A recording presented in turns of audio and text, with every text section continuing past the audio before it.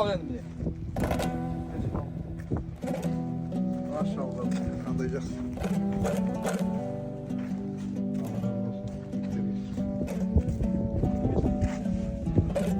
Mine bugün осы міне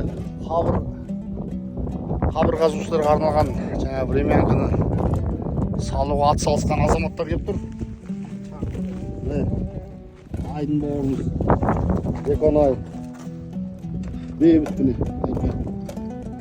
Қандай ағамыз бар. Ал енді игілікке жұмсалсын енді.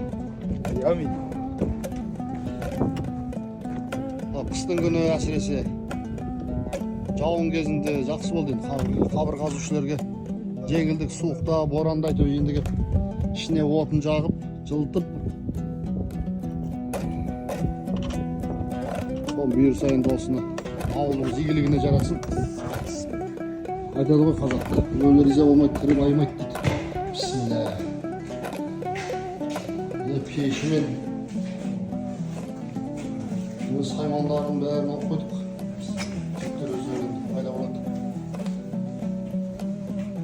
Бұл терезесі. Çok rahmet.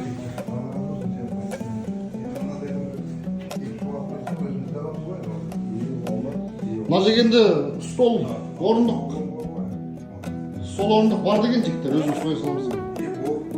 Әйтпесе орынды. Стол трастер. Төбесі алған Ержан ағамыз ғой мынаның бәрі салған енді. Негізгі еңбек Ержан ағамыздікі.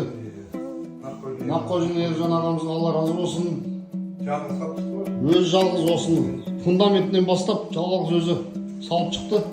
Енді бұл жерде бөле жармаймыз. Барлық 74 атынан Алла берсе сол не. Осы ауылға өзіміздің ауылымызға деген бір игілік іс. Солтанов Марат бар, Айпаев Бейбіт бар, Беконай бар, Келісбаев, Сибаев Айдын келіп жатыр әне. Дулат Ахметұлданов, Жақа Бұлғынбаев, тағым бар. Айдын Байсалов бар. Сол азаматтарының атынан естелік ауылымызға.